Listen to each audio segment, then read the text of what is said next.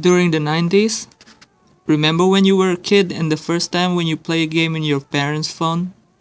It was so marvelous, even you don't want to stop it. But on the other side, development from game developers itself was limited. Game developers in that time were only focusing in developing game for mobile manufacturer, to which they were under contract with, and personally selling games was quite uncommon. This limited development stayed in trend until the early development of smartphone. After the Jobs' invention of application selling platform known as App Store, which is integrated with his iPhone, he expanded mobile application from the tiny market to the bigger market to gain new opportunities. This application selling platform had opened a new possibility for mobile games to expand its market and independently selling games. Mobile game wins on portability and convenience, while console game wins on sheer power and precision. For example, behind the one console game, there can be about hundreds of developers. But for mobile gaming, there can be only 3 or 4 people that develop attractive games. So, mobile game developers make more profit margin than console game developers. That's why game developers are attracted to mobile gaming industry. For example, behind Activision's Call of Duty Black Ops, there are 13 developers and 11 composers that help to create the game. With 12 million players, its revenue is around $700 million. But Zynga Cityville and Farmville have only several developers to create them. These two games' revenue accounts for $850 million, with the number of players are around 15.5 million. Our team decided to interview Kevin, an IT junior who recently observed mobile gaming industry. So, recent trends with mobile gaming, there's a lot of differences now. There's games that emulate the console-like feel, and then there's simple games that everyone loves to play, like Candy Crush, Minion Run, those simple games. They're really simple to play, and they have like Facebook integration now. That's something new that's been added to these new games. Like, you can choose whether to create your own account on their database or port it through with Facebook so you can compete with your friends, and it kind of keeps you addicted to the game because you're always competing to beat your friends on Facebook. Or it unlocks like points to unlock other things in the game. So there are many games out there on the market, especially on the iPhones, and mostly more iPhones than Android, I believe. But the category that's mostly downloaded by people is probably puzzle games or repetitive games. But they're like games that'll make you think, kind of make you react, like you're trying to make a pattern in the game, or you have to like be quick thinking, like slide, jump, roll down. Games like that are really popular right now. Other categories require more time, and the people who usually play are the ones who are like waiting at a bus stop, or they're just in awkward situations, so they just pull out their phone and play a game. It has to be a really fast-paced game, like puzzles or thinking games and stuff like that.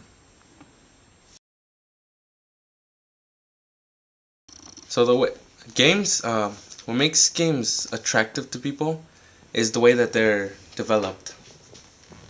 They're developed to be hard, but not that hard, just to keep you interested, because you'll keep going trying to beat it, even though it's difficult. But it's what keeps you interested in the game, and that's what attracts people to a game. When one person tries to beat it, and he tells his friends about it, more and more people start to play it, and that's how people get attracted to the games.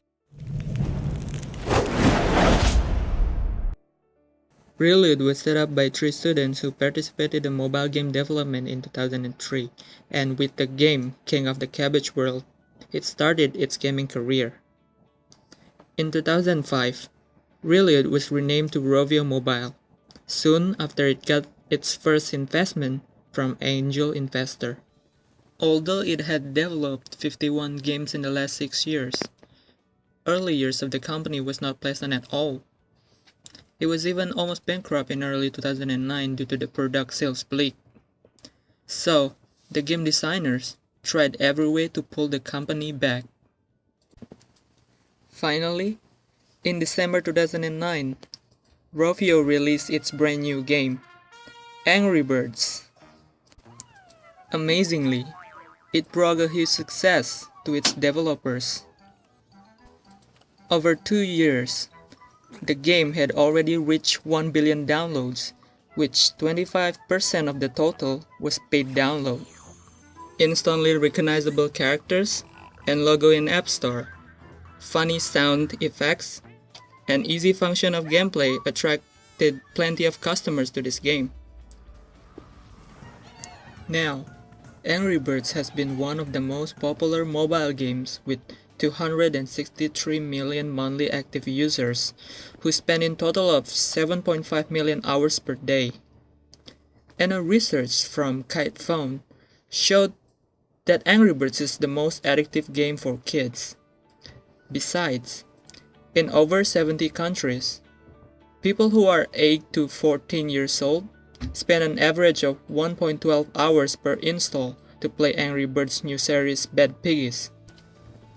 Rovio's revenue accounts for $195 million in 2012, almost 101% over 2011, which accounts for $71 million, and 65% of it comes from the sales of the game, which means that they made $127 million from Angry Birds game. In the meantime, the market leader, French game developer Gameloft, made revenue for $203 million in 2012 by selling wide variety of games and making games for several box office movies. Rovio's domestic competitor, Supercell, made revenue for $100 million in 2012, but their monster hit, Clash of Clans, raised its revenue to $179 million in 2013. In July 2011, the company changed its name to Rovio Entertainment Limited. In March 2012, Rovio acquired FutureMark Game Studios, the game development division of benchmarking company named FutureMark. In July 2012, Rovio announced a distribution partnership with Activision to bring the first 3 Angry Birds titles to video game consoles and handhelds in a collection named Angry Birds Trilogy. In February 28, 2012, Samsung Electronics and Rovio Entertainment had partnered to launch Angry Birds Space to promote Samsung's range of Galaxy smartphones.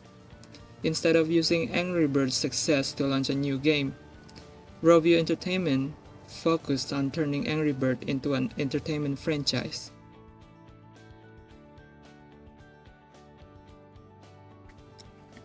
Its popularity led to versions of Angry Birds being created for personal computers and gaming consoles, a market for merchandise to feature its characters, and even long-term plans for a featured film or television series. And so far, there are 7 themed games in its game franchise. Angry Birds franchise is also moving into physical goods, digital media, and entertainment. In the future, Rovio will expand the franchise into movie industry and increase the number of its Angry Birds theme parks. As Rovio plans its entry into the cartoon business, the company has announced a round of new hires for its brand advertising partnership team, which will enable Rovio to partner directly with other lifestyle brands such as McDonald's, Warner Brothers, Campbell's, and M&M's. The new team will not only offer mobile or online display opportunities, It also can offer in-game advertising, as well as integrated brand partnerships, leveraging characters outside the game.